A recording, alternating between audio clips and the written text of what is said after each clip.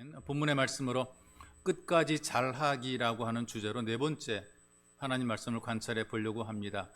사람들이 살아가다 보게 되면 객관적으로 이제 사람들에 대한 평가를 하게 되죠. 내 가치는 얼마나 될까? 또 사람들의 가치는 얼마나 될까? 이걸 가장 정확하게 객관적인 평가라는 곳이 생명보험 회사예요. 그 생명보험에서 그 사람의 가치를 평가를 하는데 객관적인 평가입니다. 다른 걸로 평가 안 되니까 돈으로 평가를 하죠. 이 사람의 가치는 얼마짜리다 이렇게 평가를 하게 돼요. 그 나름대로 누구든지 어떤 사람들로 인한 그 자기의 가치를 평가를 받게 되고 또 그렇게 인정을 받게 되거든요. 어떤 사람은 움직일 때마다 그 사람의 어떤 드는 비용의 가치가 대우를 받는 가치가 상당히 큽니다. 여러분들이 잘 아는 연예인들이 뭐 간증을 하거나 또 연예인들이 어디 가서 출연하게 된 그 사람들의 어떤 그 가치가 굉장히 커요. 뭐 몇백만 원씩 줘야 되고요. 이런 어떤 가치들이 있단 말이죠.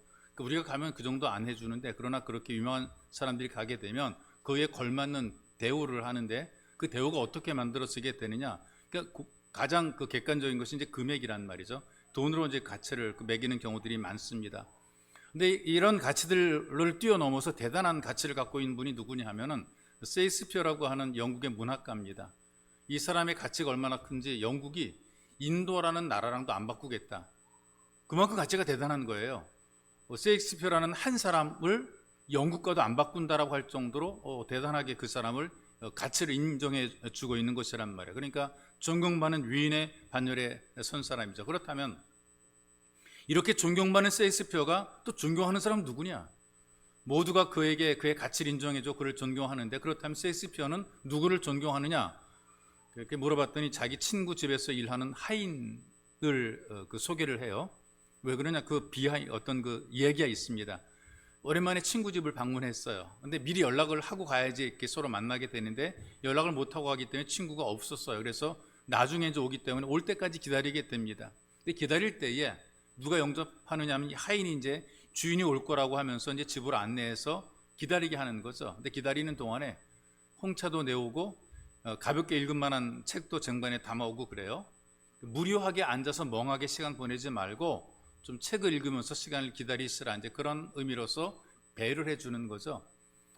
원래 이제 일하는 사람들 보게 되면 형식적이거나 굉장히 의무적으로 일할 경우들이 많습니다. 뭔가 배려해주고 마음을 다해서 챙겨주는 경우들이 거의 없거든요. 그런데 이 하인은 친구의 하인은 굉장히 어떤 배려하면서 그 예의를 다 갖추는 것을 보게 됩니다. 그리고 하인이 부엌으로 들어가서 자기 일을 합니다.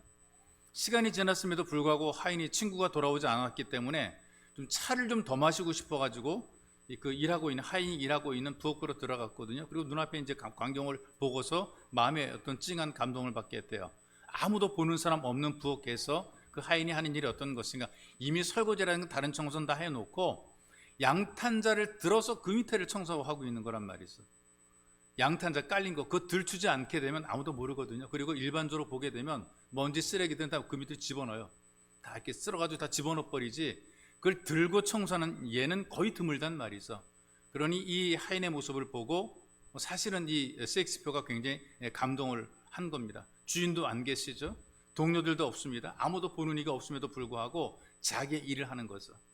자기의 맡겨진 그 사명을 열심히 묵묵하게 치러내는 모습을 목격을 했어요. 그래서 이 세익스피어가 마음속에 쿵 하는 감동을 받았다. 이제 그렇게 글을 쓰면서 누군가 자기에게 성공의 비결을 묻는다면 누구한테 영향을 받느냐 이렇게 말한다면 혼자 있을 때에도 누가 지켜볼 때와 같이 아무런 변화가 없는 사람 이런 사람이 성공하는 사람이고 이런 사람이 존경받을 만한 사람이다.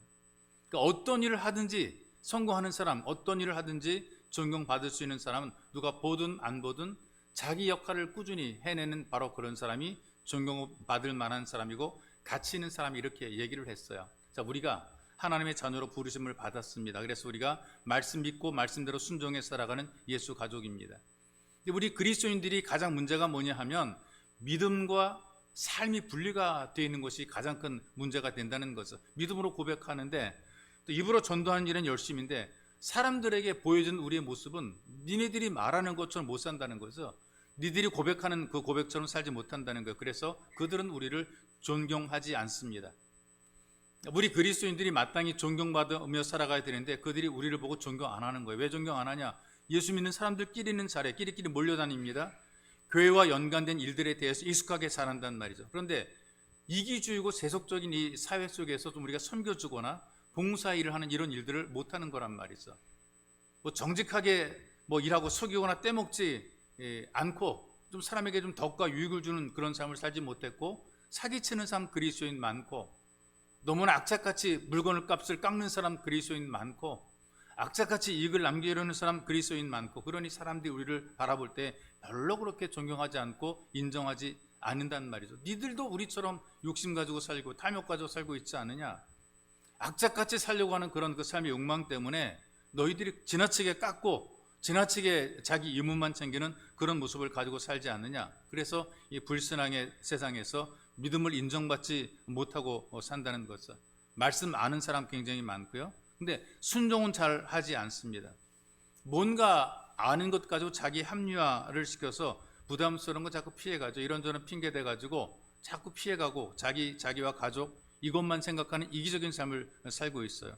우리가 뭐 예수 믿고 구원받아 하나님의 자녀로 산다 그러는데, 그러나 세상에서 보여지는 삶의 모습은 도대체 구원받은 삶이 무엇인가 누가 보더라도 그 모든 삶의 증명을 제대로 하지 못하고 살고 있단 말이죠. 그렇기 때문에 하나님의 은혜로 산다면, 믿음으로 산다면 우리가 복되게 살아갈 수 있도록 좀 더 우리의 역할과 삶을 감당해야 되는데, 그 중에 어떤 거냐?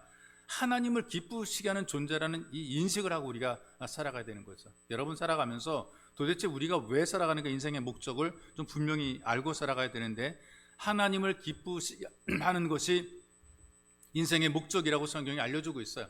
잘 먹고 잘 사는 것이 목적인 것은 이방 종교 우상 숭배자들의 목적이고, 하나님을 아버지로 믿는 우리들은 하나님을 기쁘시게 하는 것이 우리들의 목적이에요. 성경이 가르쳐줘요. 주 예수 안에서 너희에게 구하고 권면하노니 너희가 마땅히 어떻게 행하며 하나님을 기쁘시게 할 수 있는지를 우리에게 배웠으니 곧 너희가 행하는 바라 더 많이 힘쓰라, 이렇게 얘기를 하고 있단 말이죠. 하나님의 말씀을 통해서 어떻게 행하고 어떻게 살아가야 될 것인가 전달 이미 다 받고 살아가는데, 근데도 이 말씀을 전달받고도 그대로 못 사는 것이 문제가 되는 것입니다. 그래서 우리가 이 땅에 살아갈 때에 바울 같은 이도 이렇게 얘기를 합니다. 사람을 기쁘게 하는 것이 아니라 우리 마음을 감찰하시는 하나님을 기쁘시게 하라는 것이다라고 고백을 하고 있어요. 그래서 많은 사람들은 다 자기를 기쁘게 하려고 살아가는데, 이 원래 인간이 이기적이기 때문에 그래요. 신앙도 자기를 위해서 이용한단 말이죠. 근데 우리는 다르단 말이죠. 성도는, 정말 예수 가족은 다른 겁니다. 이걸 성경이 뭐라고 얘기를 한 줄 아세요? 로마서 14장에서 바울이 이렇게 표현하더라고요. 우리 중에 누구든지 자기를 위하여 사는 자가 없고 자기를 위하여 죽는 자도 없다. 살고 죽는 것까지도 자기를 위해서 살고 죽는 게 아니란 얘기야. 나 살아야 돼. 왜 살아야 되느냐? 하나님의 영광에 살아야 돼. 내 죽어야 돼. 왜 죽어야 되느냐? 하나님의 영광 때문에 죽어야 돼. 내가 내 마음대로 살고 죽는 것이 아니란 말이야. 그 다음에 나온 메시지가 이렇게 메시지가 우리에게 선포되고 있어요. 우리 모든 예수 가족들은 살아도 주를 위하여 살고 죽어도 주를 위하여 죽나니 그러므로 사나 죽으나 우리가 주의 것이로다. 이것이 우리에게 주신 하나님의 말씀이란 말이죠. 왜 사느냐? 내가 왜 죽어야 되느냐?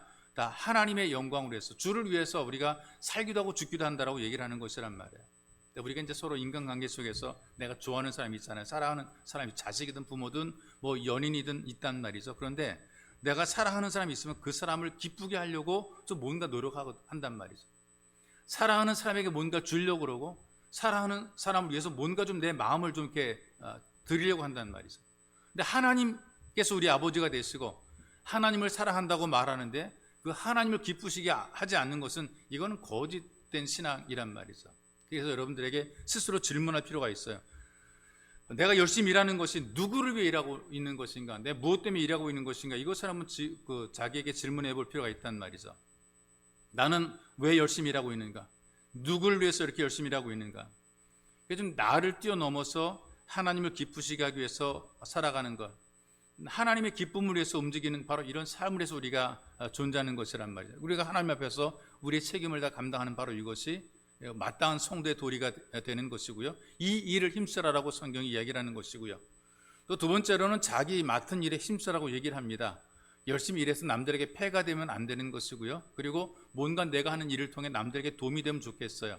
종교개혁자들이 종교개혁을 일으키면서 한결같이 똑같이 동등하게 부르짖었던 그 말이 뭐냐면 일에 대한 생각, 일. 우리가 노동이라고 하는 이 노동의 가치를 굉장히 소중하게 여겼단 말이죠. 장로교 신학과 어떤 정신의 기초를 놓았던 사람이 존 칼빈, 요한 칼뱅이라고 얘기를 하는데요. 성경의 원리를 따라서 노동의 신성함을 굉장히 강조를 했어요.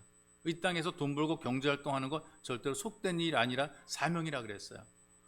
그러니까 이 교회에서 일하는 것과 세상에서 일하는 것이 구별된 게 아니라는 거예요. 같다는 거예요. 하나님 우리에게 준 사명이라는 거죠. 이거 귀한 것이라는 얘기예요. 그래서 노동은 신성한 것이다. 우리가 몸으로 일하고 수고하는 것이 굉장히 가치가 있고 의미가 있다는 것이죠.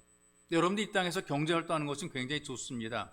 하나님께서 일하는 걸 천시하지 않고 하나님이 각자 여러분들의 삶에 보낸 삶 현장에서 그 일을 하게 하시고 그 일을 통해서 경제적인 부여도 누리게 만들어 놓는 겁니다. 그래서 기독교 정신으로 살아가는 사회들을 보게 되니까 대부분 나라들이 사람들이 경제적으로 좀 윤택한 모습을 가지고 살아갑니다. 왜?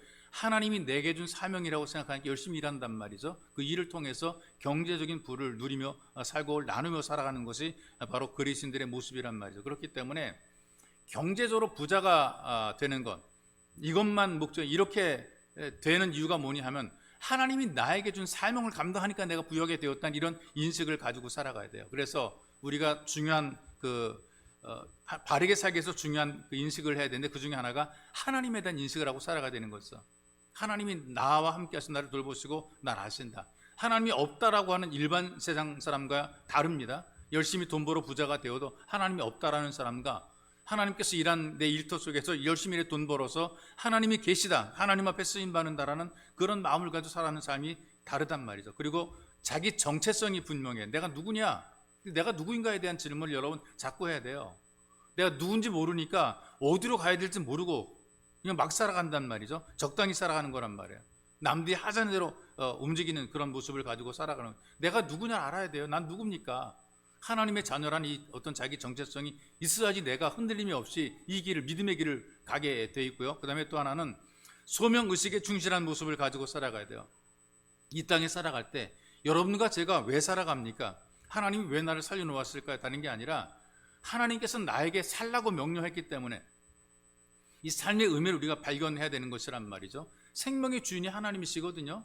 내가 내 마음대로 살고 내 마음대로 죽는 것이 아니라 그랬어요. 주를 위해 살고 죽는다 그랬잖아요. 그렇다면 내가 사는 것이 왜 살아가는 것인가? 사명 때문에 살아간다. 하나님께서 나를 살게 했기 때문에 살아간다. 이것을 우리가 알아야 되는 것이라는 말이죠.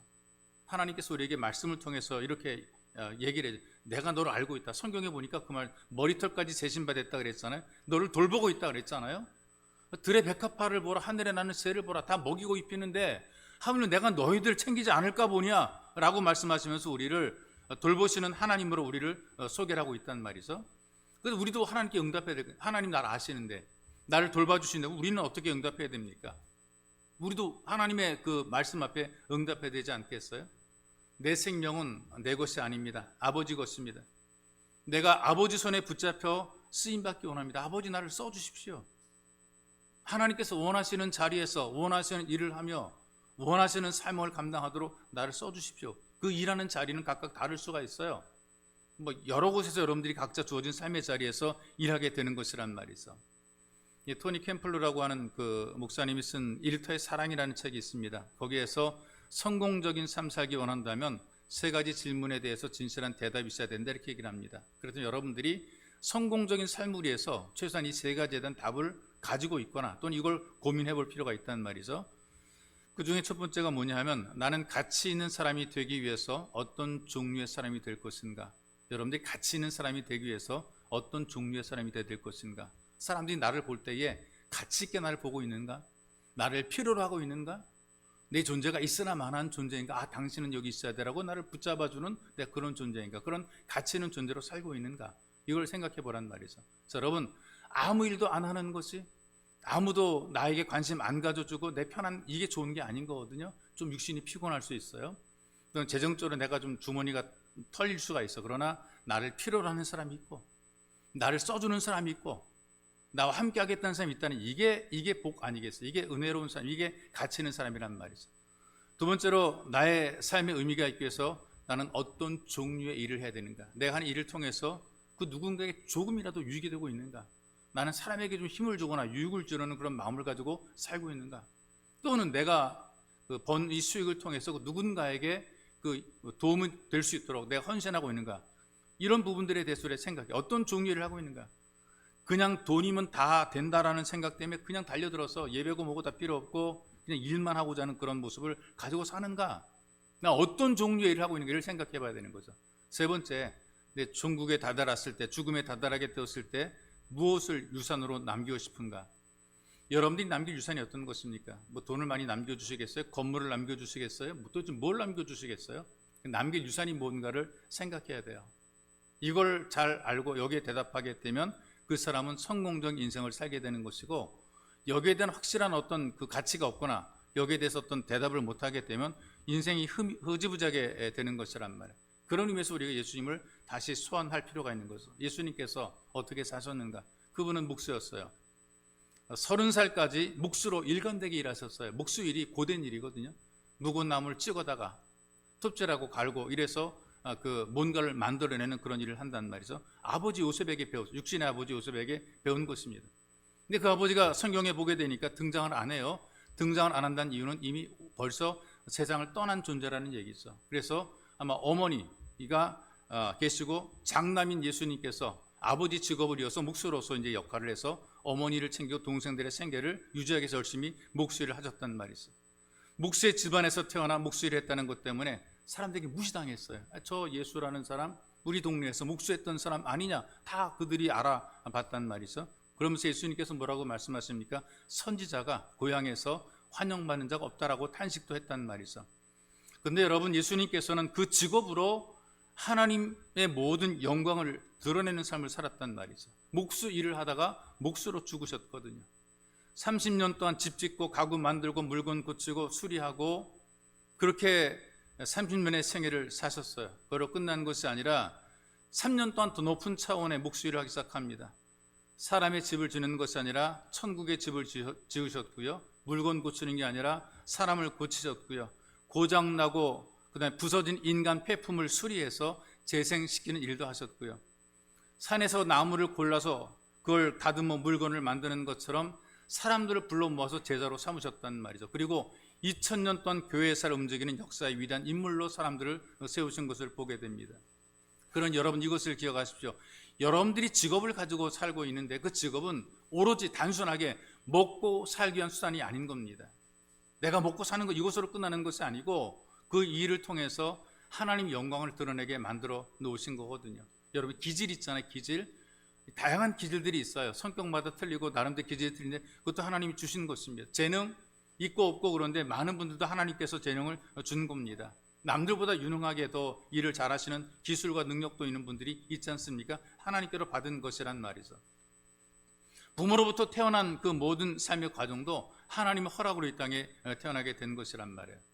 여러분들이 일이 많아 돈 많이 벌고 이것에 머무는 것이 아니라 그 일을 통해서 하나님이 나를 도우시는 손길을 경험하고 왜 나를 도우시는가도 깊이 생각해 봐야 돼요. 하나님이 이 일을 통해서 나로 하여금 하나님 일을 하게 하신다라고 하는 그런 확실한 자신감을 가지고 일을 하셔야 됩니다. 그리고 일을 통해서 인도를 경험하십시오. 직장 생활을 통해서 도우시는 하나님의 손길, 여러분들이 일하는 사업을 통해서 여러분들이 이끌어 가시는 하나님의 손길을 경험할 때에 이때 우리의 가치가 대단한 존귀한 가치가 되는 것입니다.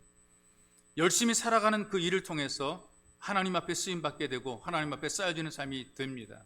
근데 사람들은 이렇게 생각하죠. 나 같은 게 무슨 할 일이 있고 나는 어디에 쓸모가 있으며 나는 알지도 못하고 할 줄도 모르는데 내가 뭘 할 수 있을까?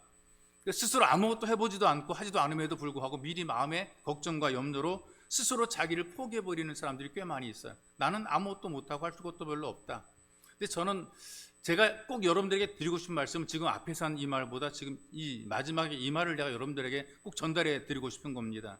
성경을 보시게 되면 하나님께 부름받은 사람들을 보게 되니까 다 할 수 있더라고요. 그리고 다 쓸모가 있더라고요. 그들이 어떤 사람이든지 굉장히 다 쓸모 있게 등장하는 것을 우리가 목격을 하게 돼요. 몇 명을 제가 여러분들에게 소개해 드립니다. 아브라함, 우리가 오전에도 아브라함의 신앙을 묵상했지만 노인이었어요. 아들 잘 낳았습니다. 이삭 낳고 나서도요, 또 아들 또 낳았어요. 줄줄이 낳았어요. 레아라고 하는 사람은 예쁘진 않았지만 미모가 뛰어난 여성은 아닙니다. 미모 때문에 스트레스를 받았어요. 라헬이라고 하는 자기 여동생보다 미모가 떨어졌기 때문에 굉장히 여성으로서 굉장히 어떤 그 스트레스, 위축감을 느꼈습니다. 그런데 족장의 어미가 됐잖아요. 하나님이 그에게 복을 준 거란 말이죠. 요셉이라는 이 젊은 청년 버림을 받았습니다. 형제들에게 버림받았습니다. 자기가 일했던 일터에서 버림을 받았습니다. 억울한 누명을 썼습니다. 그런데 가장 높은 지위로 올라가게 만들어 놓으셨어요. 모세가 대단하지만 말도 없는 것 아십니까? 말을 못했다 그랬어요. 말을 잘하지 못하는 사람이었습니다. 그런데 말을 잘 못하는 사람이 그 수백 수천만 명을 이끌어가는 리더가 되지 않습니까? 지도자가, 광야의 지도자로서 역할을 감당했단 말이죠.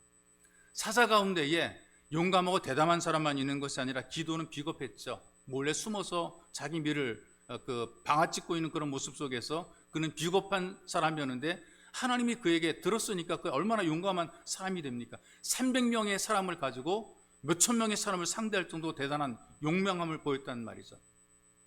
우리가 존경하는 다윗은 솔직히 부도덕한 사람입니다.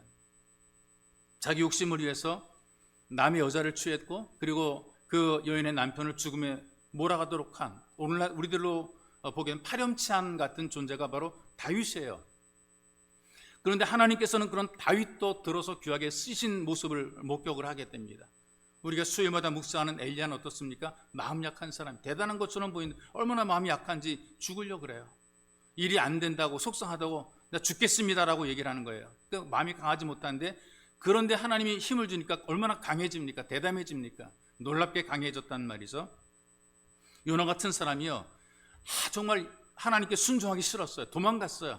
그런데 마지못해 순종했는데 이방 민족을 구원하는 일에 쓰임받게 되더란 말이죠. 나오미는 과부였습니다. 그는 가서 남편 잃고 두 아들 잃어버리고 정말 빈손으로 돌아왔는데 다윗의 외할머니가 되는 위로를 하나님이 허락해 준 것을 보게 돼요. 세례 요한은 어떤 사람인 줄 아십니까? 융통성이 없는 괴팍한 성격이에요. 요즘 말하게 되면 약간 사이코 같은 인간입니다.